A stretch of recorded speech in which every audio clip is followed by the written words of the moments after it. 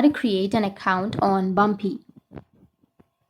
So if you want to create an account on Bumpy, then what you need to do is first you need to make sure that you have a stable internet connection.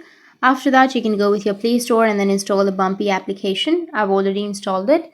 So you need to launch your Bumpy. Once you've installed, just tap on it and it will be open. Now, if you want to create an account, then you can just simply go with the bottom and you can continue with your Google or you can continue with your email. So I'll just simply go with Google, tap on Google and choose a Google account that you would like to proceed. Tap on your Google account and here you need to enter your name. Go with the arrow which is on the bottom right and enter your date of birth and go with the arrow again and tap on accept and go with I'm a female and choose your gender and then choose the gender that you're looking for. Go with the arrow again and you can enter your goal. Just simply answer the questions. You can simply choose any option that you're comfortable with. You can choose your interest and after that go with save or select a photo. Just simply tap on the plus and then add your photo. Go with save which is on the top right. Go with the arrow and if you want to add more photos, you can add more photos.